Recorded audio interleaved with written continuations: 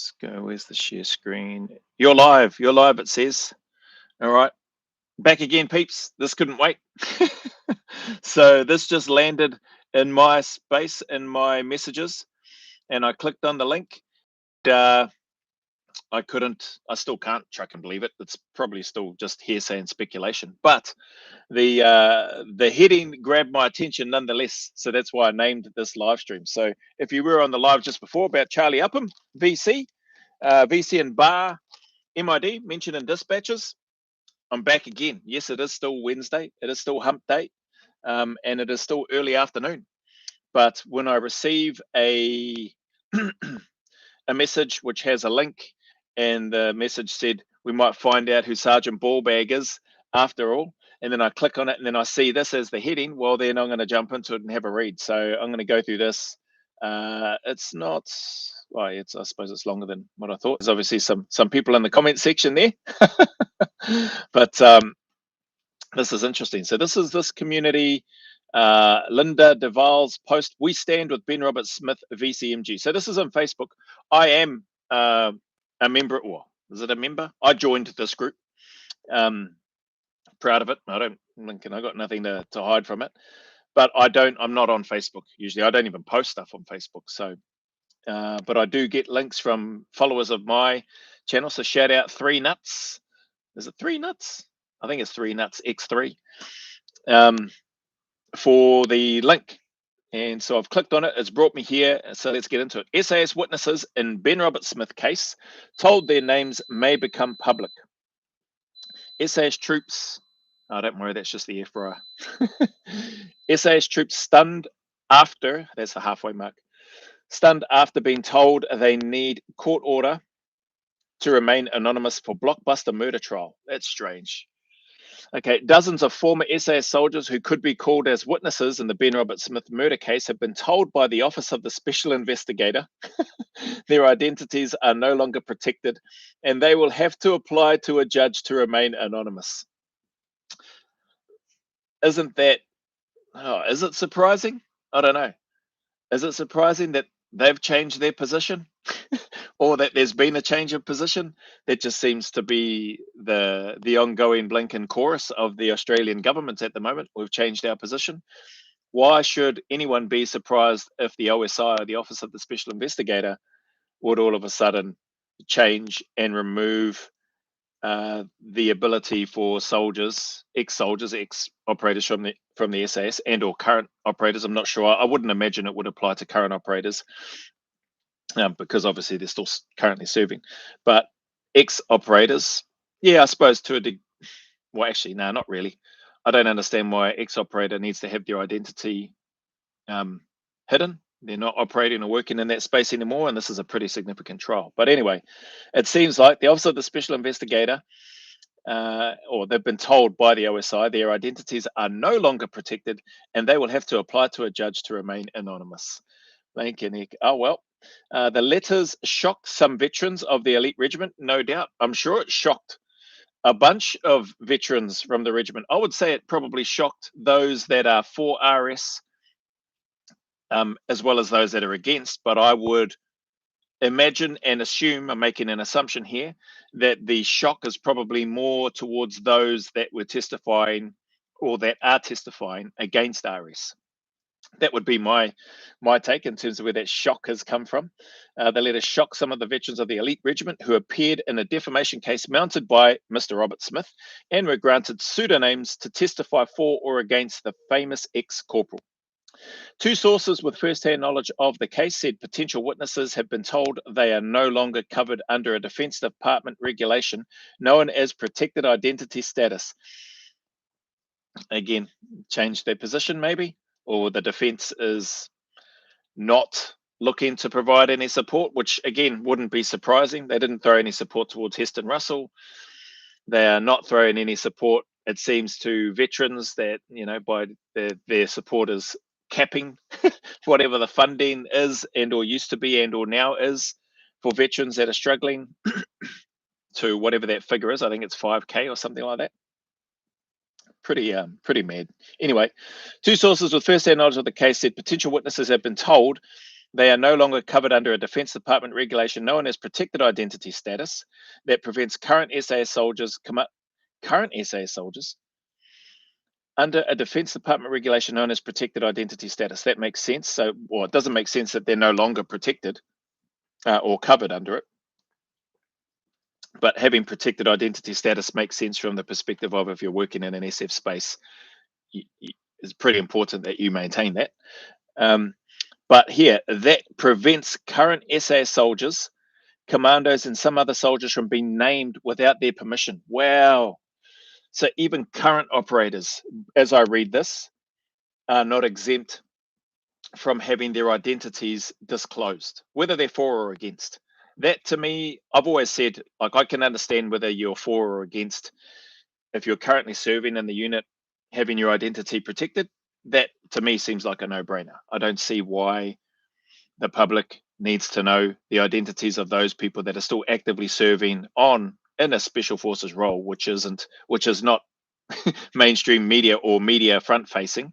It's not that type of environment. Although, given the fact that twats like Andrew Hastie and the other ball bags that decide to run straight to the media instead of going through due process, maybe it has turned into a bit of a circus. And so maybe that is why this has come out. And maybe it serves them right that those that are currently serving may no longer be protected by this protected identity status if that's how you're going to behave and run straight to the media rather than going through the actual proper channels and processes that are there in place for things like that in the first place.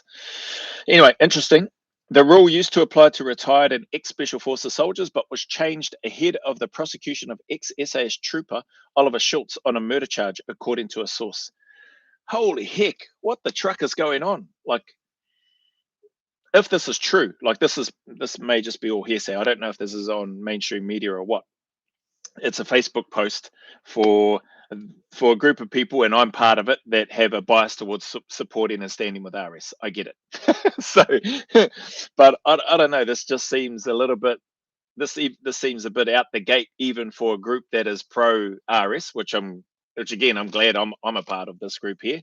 I don't really engage and haven't posted anything in there or in this group, but I'm pleased to have received this link. So reading it, the rule used to apply to retired and ex-Special Forces soldiers. I don't know what the difference is there. Retired and ex-Special Forces, aren't they both the same thing? But was changed ahead of the prosecution of ex-trooper Oliver Schultz on a murder charge, according to a source. So we just shift the goalposts to suit whatever it is that we're after. Is this in line with what that former AFP, Australian Federal Police Superintendent David Craig, is it David Craig, mentioned? And he's done a few videos and he's been interviewed by Carl Stefanovic, and I'm pretty sure he's been on mainstream media as well. Is this in line with what he said, where they went in 2024 and changed the legislation and the criteria for what constituted a war crime? And whereby it used to be under Australian law, you had to meet everything that was listed, and I don't know what the list is, but you used to have to meet everything on the list based on what this former AFP superintendent was saying. And then it got changed, so you only needed to meet one criteria, one thing on that list. And then, even though when they changed that in 2024, they went even further and they retrospectively backdated it to 2000. That is nuts to me. So, like, is this another one of those? You've got, hey guys, yep, give your testimony. Everybody, give your testimony. It's all good. You'll be fine. You are protected under protected identity status. Look at it. Department of Defense regulation, protected identity status. You've got that. You'll be fine. Next minute.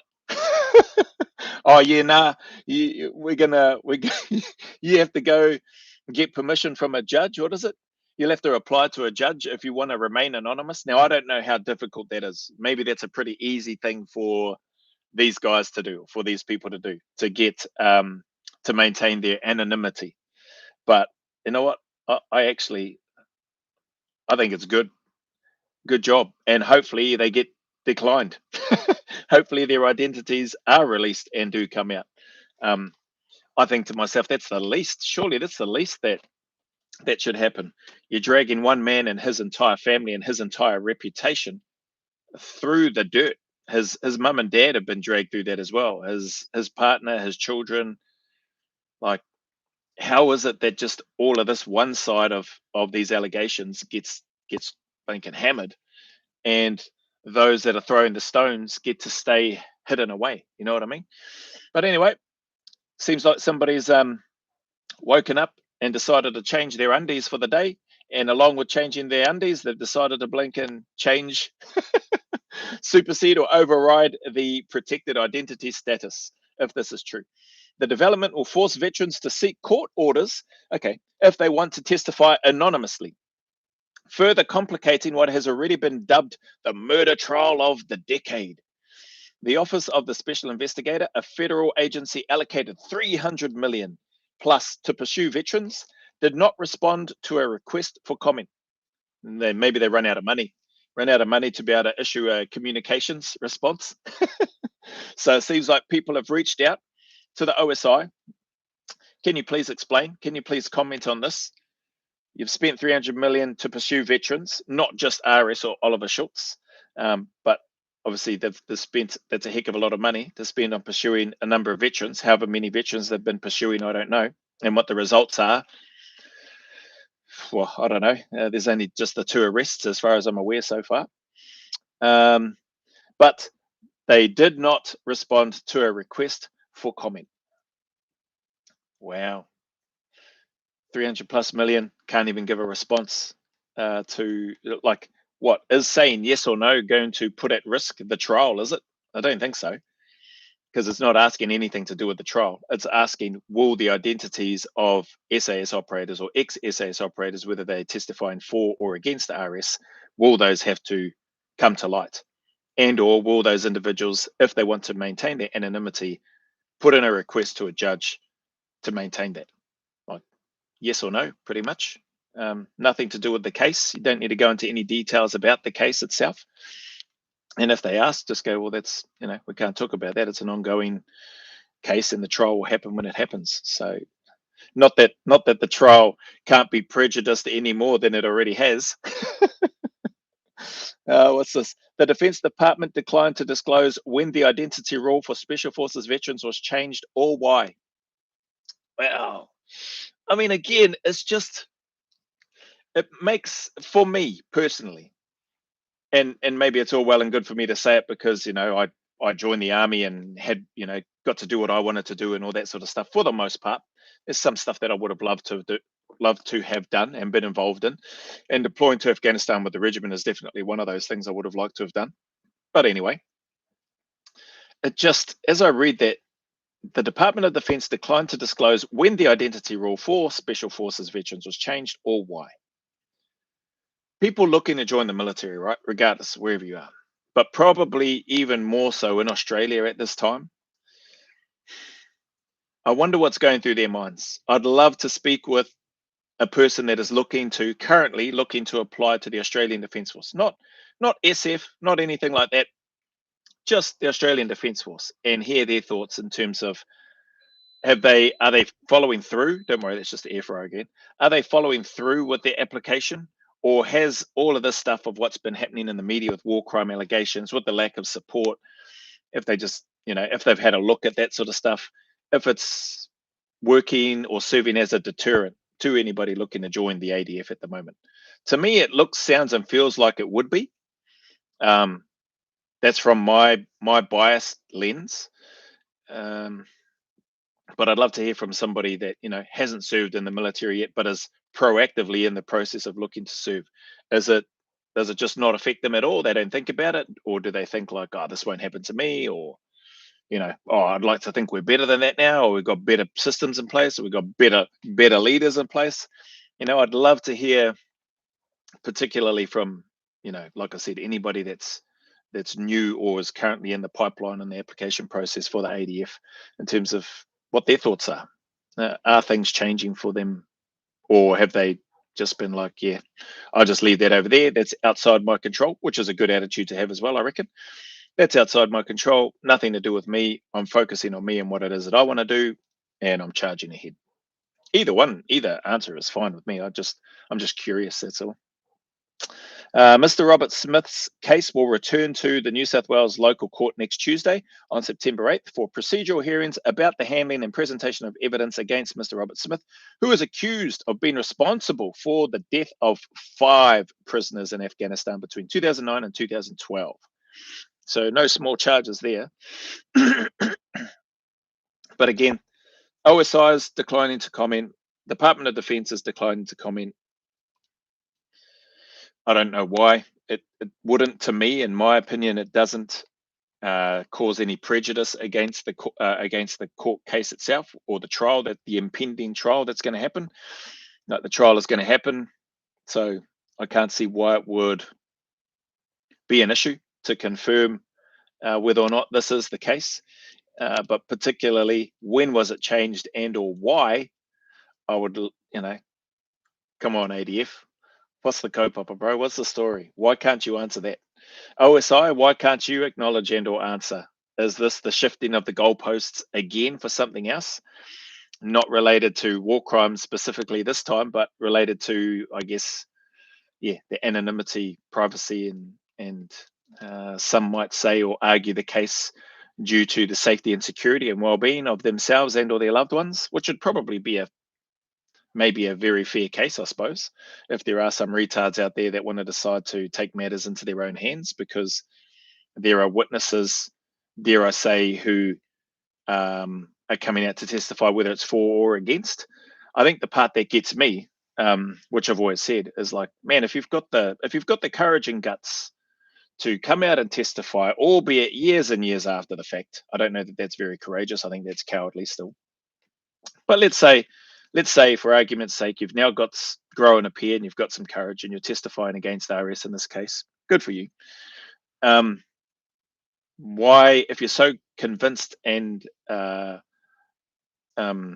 stand by your conviction that what you're saying is true in relation to RS and the allegations of him being a war criminal, and or indeed you're so convinced of your allegations that RS is responsible for the death of 5 prisoners, then why can't you show your face? Why can't you have your name shown? Like, is it back to fear again? Being scared and fearful of your life that somebody's going to look to do something? I don't know. It just seems weird again. Lincoln, if you're going to stand by your convictions, Lincoln, go all in, put yourself out there and stand by it. Where are we? I read that. Despite the serious, did I read that? No, I haven't. Despite the serious charges, the Victoria Cross awardee has significant public support. Research published Tuesday found Mr. Robert Smith is the second most popular figure among One Nation voters after party leader and founder Pauline Hanson, and much more liked than US President Donald Trump. Well, that's cool. That's good to know. Mr. Robert Smith is regarded favorably by 69% of One Nation supporters and unfavorably by 17%, according to a poll of 1,014 people conducted for Fitzpatrick and Co. Okay. Like I said, I mean, that's definitely everything that's in the media and that has come out has definitely swayed a lot of public opinion in regards to RS. Like, if anybody sits back and says, no, it hasn't, well, then they're just retarded. Clearly it has, because the trial hasn't even taken place and you got blinking clowns spouting that he's guilty already. There's been no criminal conviction. The trial hasn't even happened. So you can't tell me that the media coverage and the narrative that has been put out has not skewed or swayed people's decision or judgment already. And clearly it has by these numbers and what's been put here. Where are we? Fitzpatrick and Co., a political consulting firm, associated with the Labour Party. Wow. So One Nation has used, did One Nation use Fitzpatrick and Co., a political consulting firm associated with the Labour Party? Is that how that worked? Oh, no. Or did they just do it independently? Did Labour Party ask Fitzpatrick and Co. to canvass and survey One Nation for these two things? Who knows? The firm's special counsel, Bruce Hawker, predicted Mr. Robert Smith's murder trial, which is likely years away, would split society in a way not seen since Australia's most famous bushranger was tried and executed Hey, since Australia's most famous bush ranger was tried and executed for murder in 1880. Oh, wow. What we believe is when this thing comes to trial, we are going to see very significant divisions and a level of campaigning around the issue that we probably haven't seen in respect of someone who has been accused of such a serious crime since Ned Kelly, he said. Okay, interesting, eh? Like I've said, there's been a bit of chatter going around, people believing that they don't think the trial will go ahead because of the assumption that it would be impossible for RS to have a fair trial. Who knows? I don't know. I mean, I think I've always said I actually don't mind if it goes to trial. Obviously, I'm not confident. I'm nervous. I'm hopeful, but that's just the truth. I have no idea how it's going to go. If anything, I didn't know how his defamation case was going to go, but I was hopeful that he would win. He didn't win that, so um, I hope it goes to trial from the perspective of just having his name cleared, like having all of that, have everything out, go through due process beyond reasonable doubt. If all those things are done, um, I think that would be good. Uh, Either way, also, if it gets thrown out or whatever, I have to admit and be honest, I'm equally happy with that as well. I don't think that will happen though, but there's some other people out there that seem to think that may be a possibility, given the narrative and stuff that's out there in the media and the sentiment and stuff at the moment. So who knows? What I know is, Blinken, I'm no lawyer and I don't have the answers. And what I also know is that there seems to be some people within this article that have some answers but don't want to give them. So, I mean, if these comments weren't true, you would think that OSI would just go, yeah, no, that's just been made up. Don't know where you've got that from, and then they would move on. Like just make a real simple, short, direct comment like that, and then crack on with whatever it is that they're doing. But they don't want to answer. The Australian Defence Force doesn't want to answer when the change was made and or why. So you'd think if that was false as well, that they would again come out with a brief answer and reply and go, yeah, no, that's not true. I'm not sure where you've got that information from, and then just leave it and carry on. But because none of that has happened, I guess maybe that's, and they've referenced here some reputable sources by the sounds of things, who have managed to provide this information to whoever's posted this. But it's interesting. Where are we? Mr. Robert Smith, who is required under his bail to live in Brisbane and can only leave Queensland under strict conditions, does not plan to attend either upcoming hearing in Sydney, according to a source involved in the case. Probably because he doesn't have to. For these early, is it even called preliminary? I don't think it's a preliminary hearing.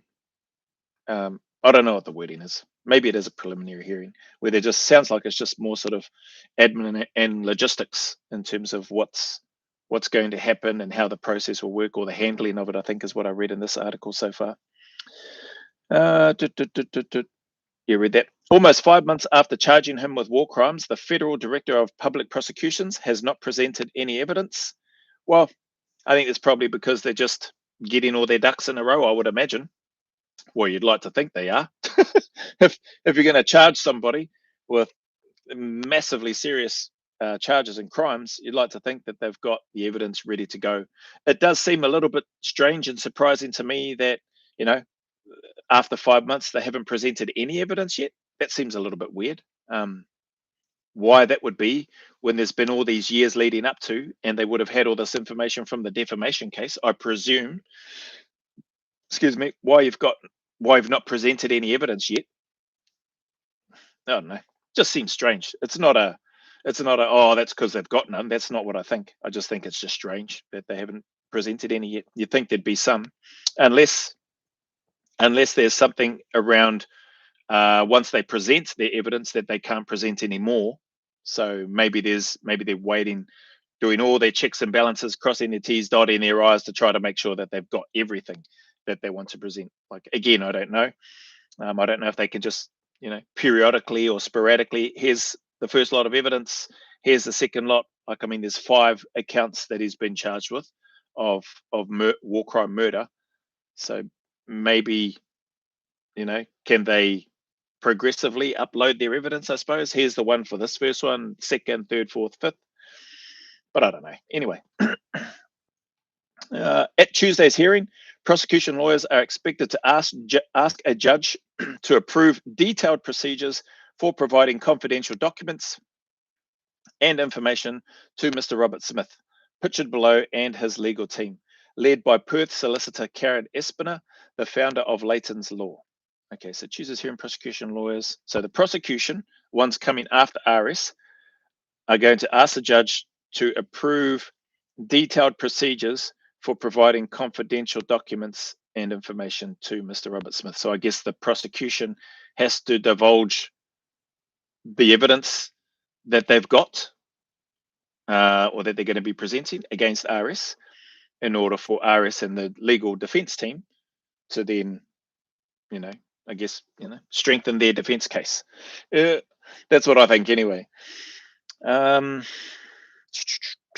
Espinal, yeah, Leighton's Law. The court orders governing handling of the information under the National Security Information Act, possibly including the names of potential prosecution witnesses, photographs of dead bodies, and contemporaneous military records,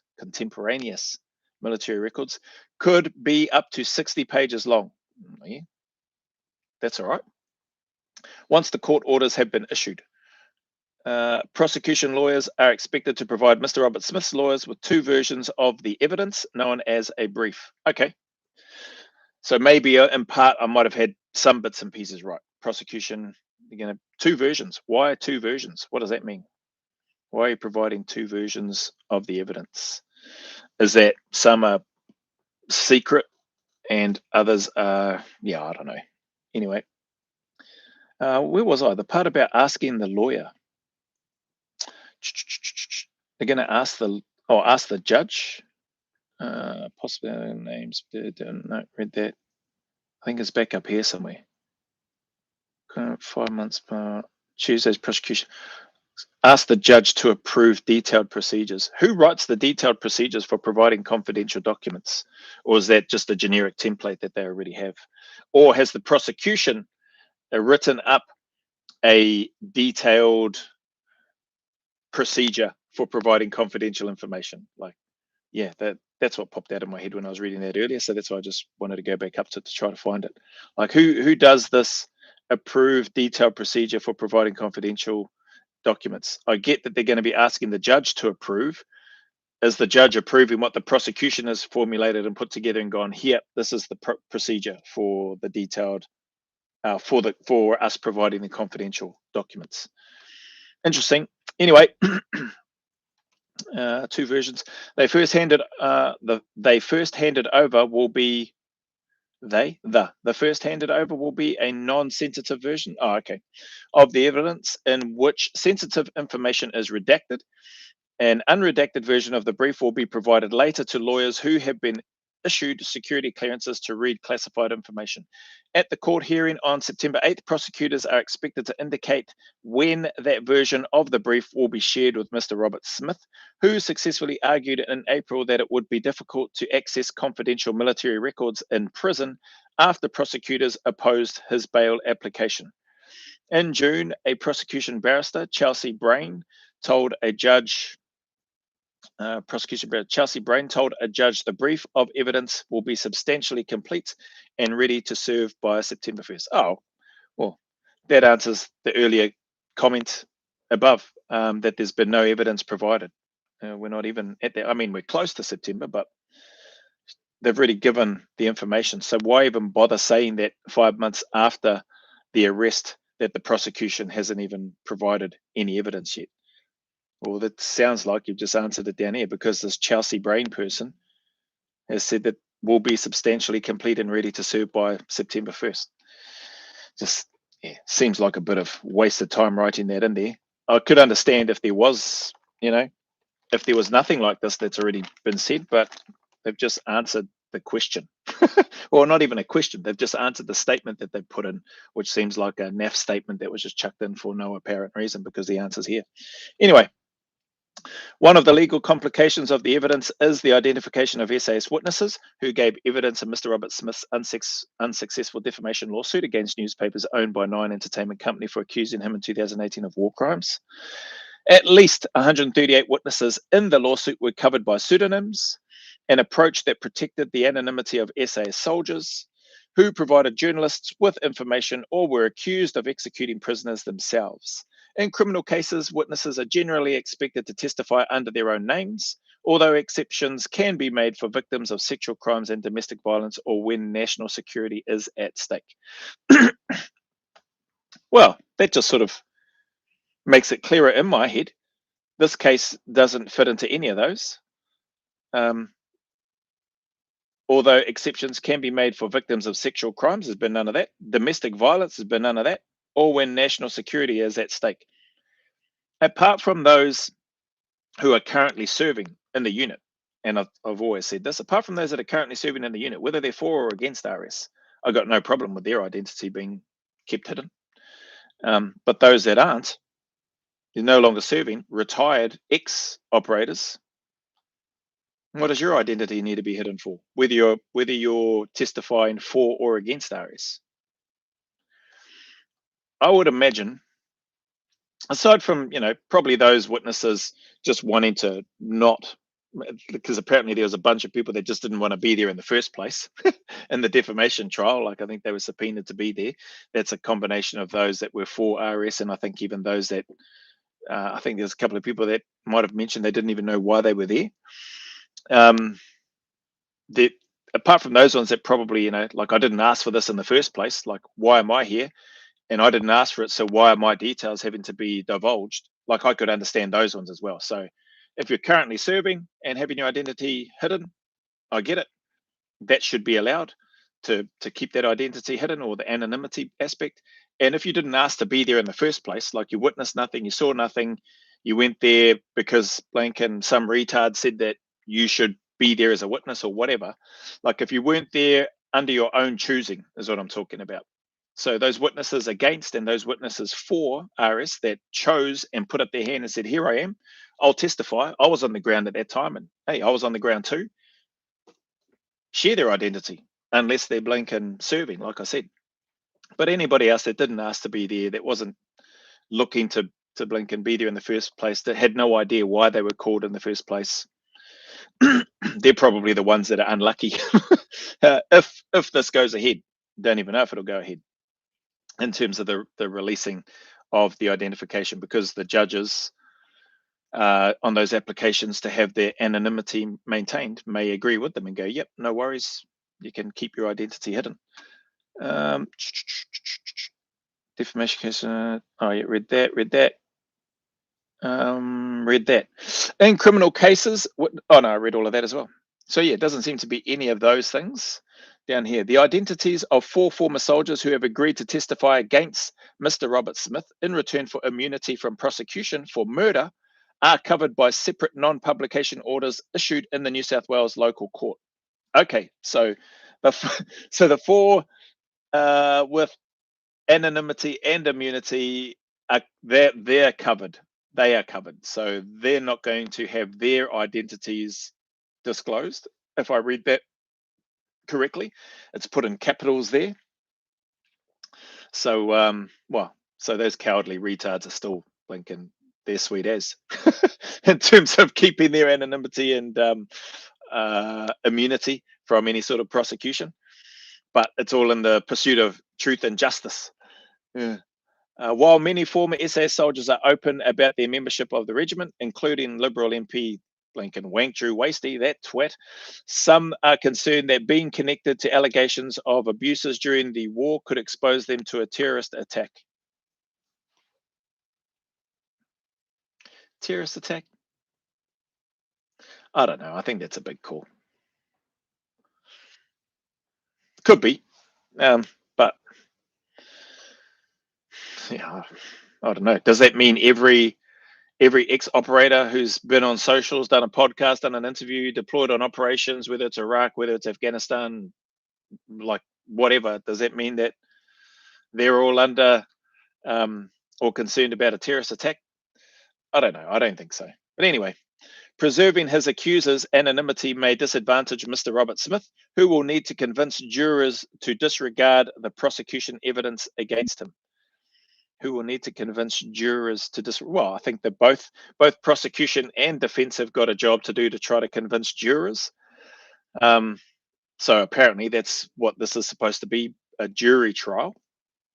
But who knows? A whole bunch of complexity and stuff around it. And if anything's to go by from what I've read at the start of this Blinken piece or this write up, is that it could be who knows how many years before this trial even takes place, if it even takes place.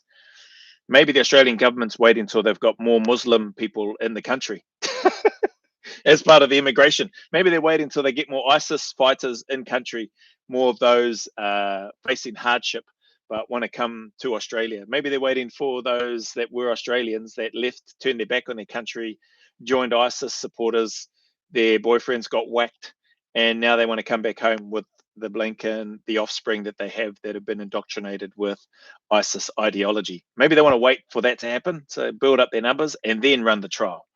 Who knows? um, Separately, Liberal leader Angus Taylor and former Prime Minister Tony Abbott this week participated in a week-long fundraising bicycle ride through Queensland known as a Polypedal for Wandering Warriors, a veterans charity previously associated with Mr. Robert Smith. Last month, the charity presented a petition to Parliament asking for the Office of the Special Investigator to be shut down. Good luck with that. You got a piss weak Blinken Prime Minister and Dumbanese and the Labor government, treacherous, corrupt, cowardly government and the Labor government there, buying votes and all sorts of other rubbish that they're doing, taking backhanders at the same time while just riding the Australian public and milking them for all they're worth through taxpayer-funded stuff and projects, again, to support the Islamophobic preferences or submissions that have gone forward.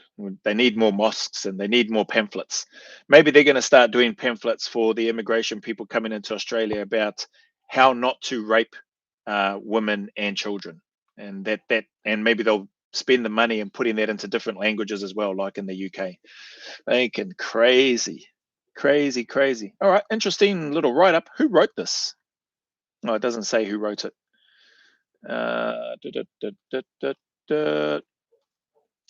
The identities of 4 former soldiers who have agreed to testify against Robert Smith in return for immunity from prosecution for murder are covered by separate non-publication orders issued in the New South Wales local court. Yep, so see that. Well, I read that here in your capitals. Got my hopes up there for a second. I thought, oh, great, we're going to hear and find out who these other 4 retards are too, but looks like we're not. Why should their names be protected? After all, if they are proud of what they are saying against BRS, they should be proud to have their names made public for all to see. That's a good way of putting it, and I think probably part of what I was trying to say earlier. So the SASR operator's identity is at risk just so the maggot government can crucify one person. Well, clearly, I think probably they're probably going to be similar, gutless human beings. Who would want to have them have your back in war, faceless and nameless? What heroes? Yeah, good comment. Helen Pennington. I mean, the list probably goes on like that because this is one of those We Stand with Ben Robert Smith pages. Who knows? Maybe there's a Blinken, maybe there's a We Hate Ben Robert Smith page or whatever. Maybe there's a counter to this page somewhere. So the comments in their section would be likely very different to these. But good to know, interesting to see. Yeah, there's other people that view these supposed heroes as gutless and cowards the same way I do in terms of the 4 heroes that have come forward to in search of truth and justice, whilst saving their own asses based on the allegations that they're putting forward and wanting to heap all onto one person. In this case, Ben Robert Smith, VCMG. Anyway, interesting how the cowardly circles and the gutless ball bag circles work in relation to this particular trial, and be interesting to see what happens with the Oliver Schultz one as well. So like I said, I think that will probably won't guarantee anything, but I think it'll be an eye-opener for what may potentially be expected in RS's trial when that comes about. So let's see what happens. That's Rubber Kiwi. Dum dum dum dum dum. Yeah, hopefully Pauline sorts it out. She's got to get in first. And with everything happening over there, and Labor being in power and pulling the strings, who knows what will happen over there. But interesting write up. Cheers, shout out Three Nuts for sending through this link that you sent. Turns out and looks like no, we won't get the identities of these clowns after all of that. So yeah, I read this part and thought, oh, I'm gonna just do another bloody live stream to this one. Anyway, that's that. I'm gonna leave this one here. Catch up with you people later on if anybody decides to stop by here. And time to eat. Time to have something to eat. Look after yourselves, and we'll see you, or you'll see me on the next one. Ka keeps peeps. Stop sharing and end stream.